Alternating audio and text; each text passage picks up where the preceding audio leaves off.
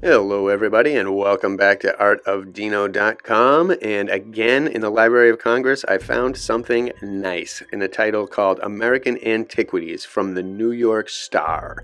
I'm not exactly sure on the year. I think I lost it. I've been looking for this article and I can't find it again. You could probably type it into something, an image search, and it might come up or something. But I have it somewhere. I have the actual file, and I just can't find it. But I believe it's the mid to late 1800s. But amazing article, which links some very important things. And it's kind of funny because it seems like this article was one of those ones where they were headed in the right direction, historians, and then someone must have come in and eradicated that path because it's not the way it became. So take a listen to this. American Antiquities from the New York Star. It's awesome.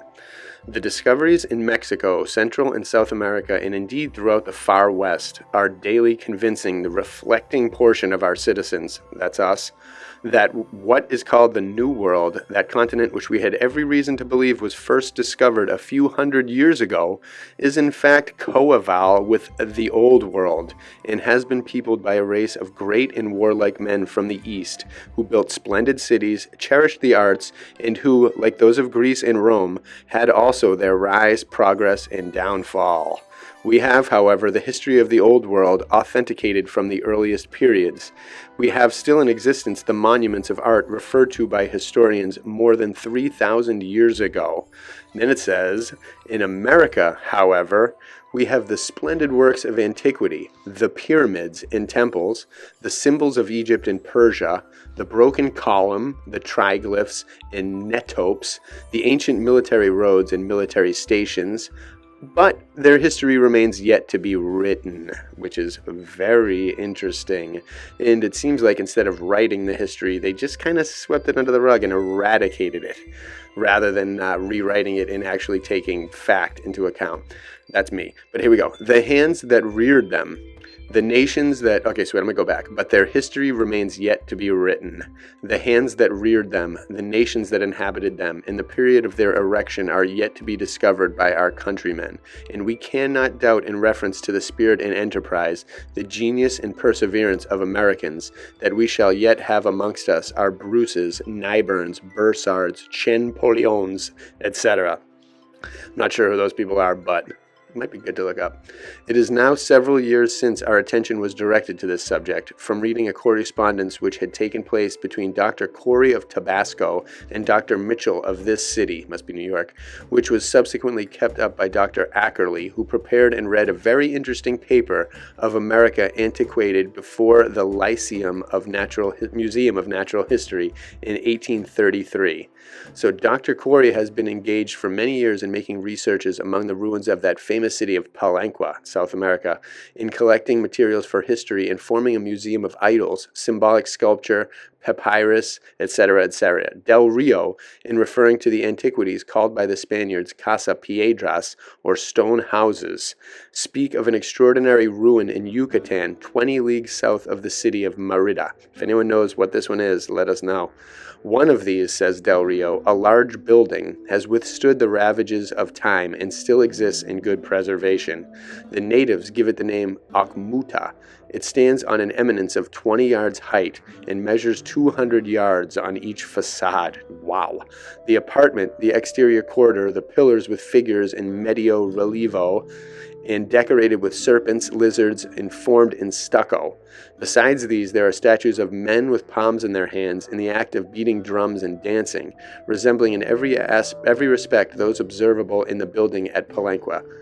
Del Rio was a Spanish captain of artillery who, as far back as 1786, visited Central America and made the most interesting discoveries of ancient temples, aqueducts, statues, hieroglyphics, etc., drawings of all which, together with his report to the Spanish government, from jealous and suspicious motives, were concealed from the world until the Mexican Revolution, when Senor Cabrera discovered the papers and perused the inquiries. We have to look up into that. Everything about that has to be looked into, and I'm going to definitely take a look at it.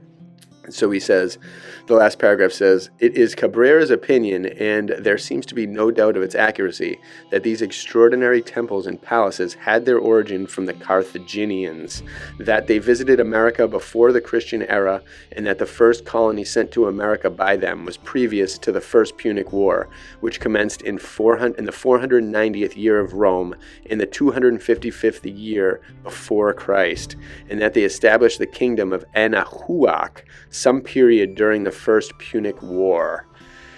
And I didn't copy any more of this article. I'm going to have to dig out more of it, but there is a lot of different avenues of thought to go down with this. And again, this article just hands down shows and leads people to the older opinion that there was so much more here, that we didn't discover this land a couple hundred years ago, and that for some reason all of these amazing sea-growing countries that we read about in the ancient past just couldn't make it over to America. They just kept missing this giant massive land. It's absolutely foolish that we've been duped, and that so many people are continuously duped into believing such stupidity.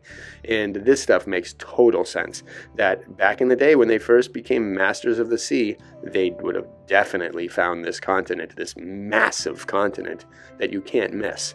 And therefore, they would have established it, they would have settled it, they would have, that explains all the Capitol buildings, all the old stone buildings that are everywhere.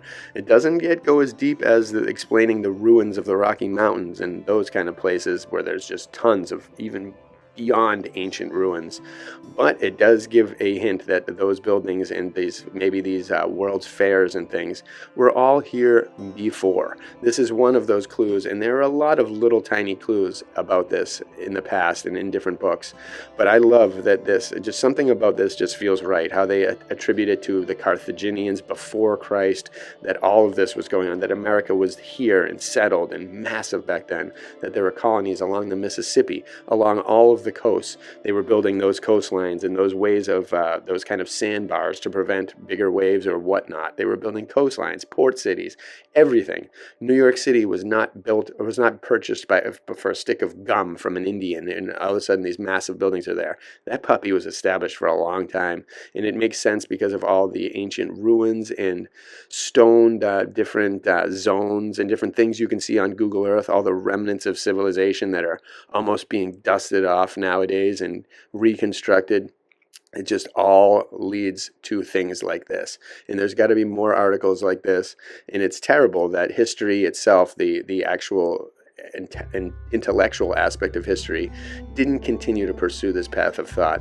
And someone must have come in and been like, no. All that guy who did all those drawings and submitted them to the Spanish government, all the buildings that were in that area, they were probably like, no, let's just tell the people that these things were super ancient and that this place has been empty for so long. It would be a lot easier than explaining why they have amazingly elaborate buildings and in a primitive people. It doesn't go. Both of those kind of historical narratives can't mesh together. So they had to pick one or the other, and they definitely did not pick the true path of history. So it's very unfortunate, but articles again like this point us to the fact that we are headed in the right direction. People in this community are envisioning, we're feeling the right energy and the right thought process. We're tapping into the ether, and we are ignoring what they've told us and going right for what we feel is right, and what just keeps seeming to prove itself right the more and more we dig. And so the next step, again, once we've exhausted all the information, all the old articles, all the old books that are accessible to us, the next step is to start digging. And until whistleblowers from the Vatican and all these other libraries start popping up, which we also do need a team to go digging into the Library of Congress for more things and publishing some of it. And, there's a lot of different avenues we know to expose this truth, but we know it's right and we will do it. And once we have teams of people all over the world that are just ready for this, and money starts flowing into it because people need to know where we came from and how important that is, then it will change everything. And I have a feeling it's going to happen soon enough, because this that we are onto is really massive, and it has such incredible repercussions for humanity. If people were taught all of this stuff instead of just the nonsense that they're taught, the absolute fake lies, atheist bull crap, it would be so much better. Everyone would be feeling better, would be thinking better, would be happier. People would be joining forces much better. People would be uniting all over the place, because that's what this points to. A once upon a time world that was united. Although it did crumble, it was at one point united. You know it.